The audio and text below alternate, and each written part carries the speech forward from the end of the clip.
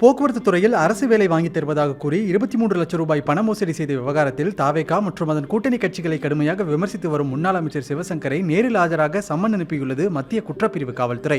சென்னையைச் சேர்ந்த ஓய்வு பெற்ற சிறப்பு எஸ்ஐ ஸ்ரீனிவாசன் அளித்த புகாரில் பொறியியல் பட்டதாரியான அவரது மகனுக்கு சென்னை மாநகர போக்குவரத்து கழகத்தில் உதவி பொறியாளர் வேலை வாங்கி தருவதாக கூறி அரியலூரைச் சேர்ந்த இளஞ்செழியன் என்பவர் 23 லட்சம் ரூபாய் பெற்றிருக்கிறார். அவர் அப்போதைய போக்குவரத்து துறை அமைச்சர் சிவசங்கர் தனக்கு நெருக்கமானவர் என கூறி அவருடன் எடுத்துக்கொண்ட படங்களை காண்பித்து பணத்தை பெற்றது மட்டுமின்றி இதில் ஒரு பங்கு துறை அமைச்சரான சிவசங்கருக்கும் கொடுத்ததாக கூறியிருக்கிறார். ஆனால் பணம் கொடுத்த பிறகும் வேலை கிடைக்காததால் இது தொடர்பாக சிவசங்கரிடம் நேரடியாக கேட்டதாகவும் அவர் உங்க மகனுக்கு கண்டிப்பாக வேலை கிடைக்கும் என உறுதியளித்திருக்கிறார். ஆனால் அதன் பிறகும் வேலை கிடைக்காததால் இதில் சம்பந்தப்பட்டவர்கள் மீது சட்டப்படி நடவடிக்கை எடுக்க வேண்டும் என ஸ்ரீனிவாசன் தனது புகாரில் தெரிவித்திருக்கிறார். இந்த குற்றச்சாட்டை முற்றிலுமாக மறுத்துள்ள சிவசங்கர் இளஞ்செழியனுக்கும் தனக்கும் எந்த தொடர்பும் இல்லை என விளக்கம் அளித்துள்ளார். இந்த நிலையில்தான் சிவசங்கரிடம் நேரடியாக விசாரணை நடத்தி அவரது வாக்குமூலத்தை பதிவு செய்ய சென்னை மத்திய குற்றப்பிரிவு காவல்துறை நேரில் ஆஜராக உத்தரவிட்டுள்ளது. தாவேகா அமைச்சர்களை ஜோக்கர் என குறிப்பிட்டது முதல் சட்டப்பேரவையில் இயக்குனர் அட்லியை போல கடந்த கால ஆட்சியின் திட்டங்களை வெட்டி ஒட்டுவதாக விமர்சித்தது வரை ஆளும் அரசு மீது சிவசங்கர் கடுமையான விமர்சனங்களை வைத்ததால் தாவேகா அரசு அவரை பழிவாங்குவதாக திமுக ஆதரவாளர்கள் குற்றம் சாட்டுகின்றனர். எனினும் புகார் அடிப்படையில் நடவடிக்கை எடுக்கப்படுவதாக ஆளும் தரப்பில் கூறப்படுகிறது.